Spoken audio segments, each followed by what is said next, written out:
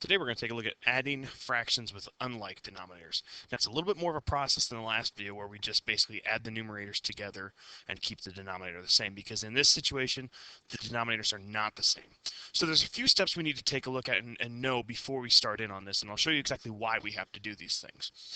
For example here, the first step we got to do is find the LCM of the denominators. So we're looking for the least common multiple of the two denominators. Once we find that, step 2 is to write equivalent fractions for those original fractions in the problem using the least common multiple as the denominator.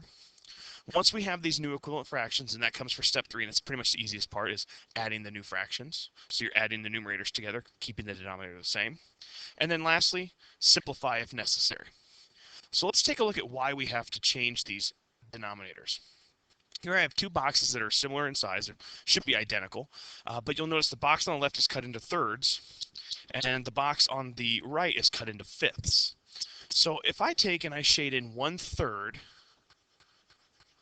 of this box, and again, I'm not the best artist, but you get the idea. This box is filled in. And I take and I shade in one piece of the box that's cut into 5 pieces.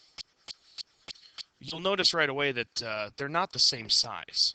And unfortunately, in this situation, we can't add things together. We can't group things together that aren't similar in size. They don't mean the same amount. So what we have to do here is we have to kind of change our fractions around. This fraction here would represent the model as 1/3, and this fraction over here would be 1/5. So what do we do if we want to add these together? Well, we can actually find the least common multiple of 3 and 5. So let's take a look at the multiples of 3. So I'm just going to make a list up here. So I would go 3, 6, 9, 12, 15, 18. And I'm going to stop there. Remember, I told you if you go between 5 and 10, you should be okay. And I've got 1, 2, 3, 4, 5, 6. Hopefully that's enough. Now let's make a list of my multiples of 5. 5, 10, 15, 20, and you'll notice we've got a number here that matches. The smallest number that they have in common is 15. I can make a few lines on both of these diagrams here and make them have 15 pieces. Okay? So what I can do is, if I take my line tool, I can take and cut this right here into 3 equal parts, and I'll try to make them as equal as I can. Now let's move these around a little bit to make them. And so we've got, this looks better like this. There we go. We've got 15 equal parts there. 1, 2, 3, 4, 5 across, and 3 down. That makes 15. I can do the same concept here with the lines on my original one as well, and I can just make 5 lines on this one. 1, 2, 3, or not 5 lines, but make it into 5 pieces. All right, 1, 2, 3, 4, 5. Let's adjust these a little bit so that they look a little bit better in terms of being equal. Now again, it won't be perfect, and this is why we don't want to use models on our homework, because it's hard to model things perfectly. But what I have now is I've split these 2 equal boxes into 15 equal parts both. So now each piece represents the same amount. On this side, now instead of having 1 out of 3, I have 1, 2, 3, 4, 5 pieces, and over here I have 1, 2, 3 pieces out of 15. So here's that's what it looks like with a model. Here's what it looks like when I do it mathematically. Let's take a look at what it looks like when I do this mathematically. So I started with 1/3 plus 1/5. All right. Again, I found my least common multiple was 15. That was step 1. Step 2, now I'm going to write equivalent fractions for both of these using 15 as the denominator. So 1/3 is equal to something over 15, and 1/5 is equal to something over 15. Now, I look at this problem and I say, gee, how did I get from 3 to 15? And there's a lot of different things we could do. We could add, we could, divide, whatever. But in this case, we need to multiply. 3 times what gives me 15? And that's 5. So I have to treat the top and the bottom, the numerator and denominator, the same. If I multiply the bottom by 5, I got to multiply the top by 5. So 1 times 5 is 5. Now take a look back at our previous diagram. Didn't we have 1/3 turn into 1, 2, 3, 4, 5 out of 15? That works. Now let's take a look here. We've got 1, 2, 3 blue pieces out of 15. Let's see if that's how our fraction works out. 5 times 3 is 15. So 1 times 3 is 3. So those are my two equivalent fractions. Step 3, the third step in this is to take the new fractions we've created and add them together. So I'm going to take 5/15 and I'm going to add 3/15. Now that I have common denominators, it's as simple as it was before. 5 plus 3 is 8, and my 15 stays the same. So the fraction for this one is 8/15. The last step, as always, is to ask myself, can I simplify this fraction? Well, I know my factors of 8 are 1, 2, 4, and 8. My factors of 15 are 1, 3, 5, 15. The only number that matches there is 1, so this is, in fact, in simplest form. Cannot be reduced anymore. So it's that simple. It's a 4-step program. Number 1, find the least common multiple of the two denominators. Number 2, write the equivalent fractions using that least common multiple as the denominator. Step 3, you're going to actually do the addition with the new fractions. And then lastly, simplify if you can. In this case, we didn't have to. Let's try another one just to make sure you see how this works all together. I've got 1/3 and 2/5. So it's kind of a similar fraction, but we're going to do it a little differently with that 2 on top. All right. Again, I'm going to take and I'm going to make my list of multiples. And we already know this from the first one, but that's okay. It's worth looking at again. And right away we notice that, yes, 15 is our least common multiple. So I'm writing 1/3 as something over 15, and I'm writing 2/5 as something over 15. Okay, so what I'll do here is I'm going to say, okay, 3 times something got me 15, and that's 5. So 1 times 5 is 5. 5 times something got me 15, which is 3. So 2 times 3 is 6. Third step, I'm going to take my newly formed fractions of 5/15 and 6/15 and add them together. And I get 5 plus 6 is 11. My denominator stays the same. And now let's take a look here. 11 is a prime number, so it's only divisible by 1 and 11. 15, we said the factors again, it's divisible by 1, 3, 5, and 15. Only 1 is the common factor they share, so we do now know that this is in simplest form. Let's look at an example now with different denominators so we can try something with a different common denominator. We got 2/11 plus 1/2. So let's take a look at this. If we take 2/11, 1/2, we're going to find the least common multiple of 2 and 11. So let's start with 2. 2, 4, 6, 8, 10, 12. I'll stop there for now.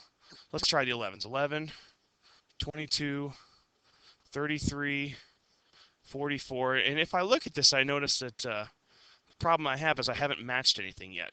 All these numbers here with the 11, they all are bigger than what I've got going so far with the 12, with the 2, except for the 11. So I'm going to keep going with the 2 for a little bit more. It'll be 14, 16, 18, still nothing, 20. Ah, there we go. And sometimes that might happen. Sometimes it might take you a little bit longer to find that least common multiple. So now I know that I want to write this with 22 on the bottom. So step 2 is going to be to write the equivalent fractions. 2/11 is equal to something over 22. 1/2 is going to equal something over 22. So let's see what we got here. 11 times something gives me 22, and that's actually 2. So 2 times 2 is 4. 2 times 11 is 22. So 1 times 11 is 11. Now, one way that you can see this, and hopefully you'll be able to see what I'm talking about here.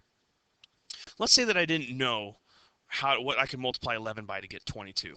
Well, if I look at my list, 11 times 1 is 11, right? Here's my 22.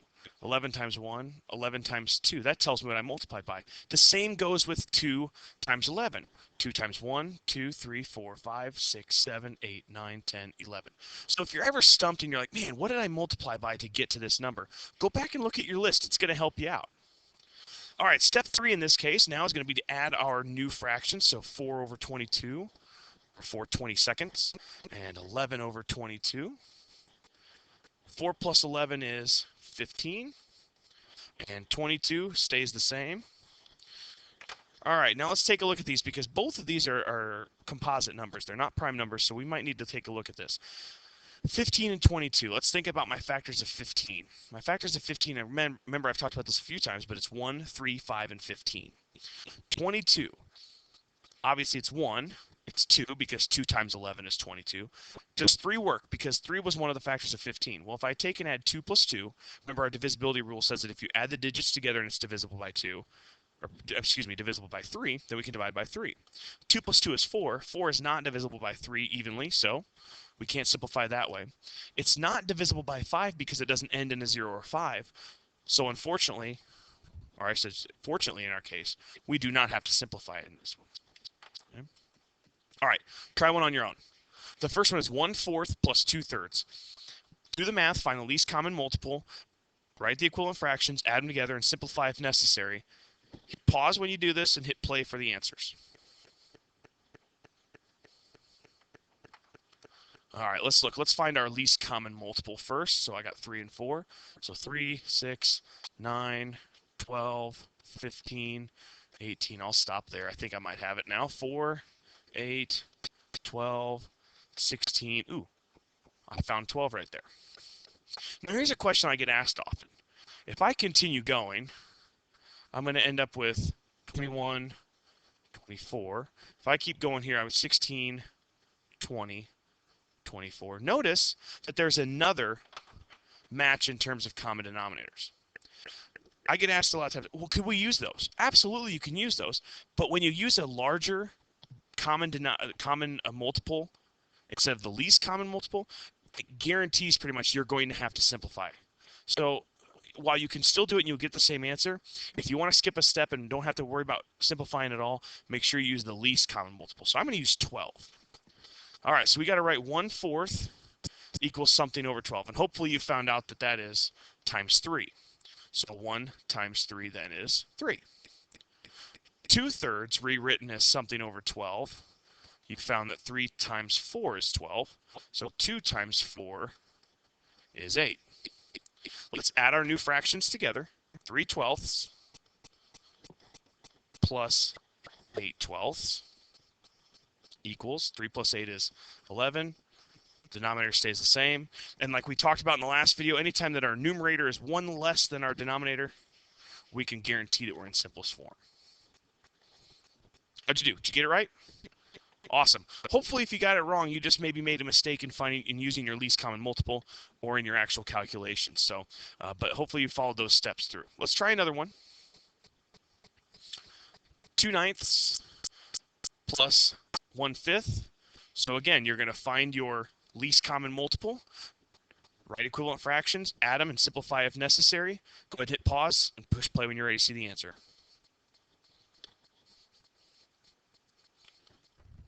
All right, our multiples here. Let's 2, 4, 6, 8. And I'm sorry. I just realized I wrote 2 over 9 there. Those are not our those are not our denominators we're going to use. We're going to use 5 and 9. Let's fix that. Hopefully you saw that error and you changed yours. 5, 10, 15, 20, 25, 30, 35. That should be hopefully that's a stopping point. 9, 18, 27, 36, 45. Uh-oh, we don't have a match yet. So we better go back up here and keep going. So there's 40. There we go. There's our match, 45. We're going to use 45 in this one. All right, so let's rewrite our fractions now. 2/9 equals something over 45. And 1/5 equals something over 45. So 9 times 5 is 45. So 2 times 5 is 10.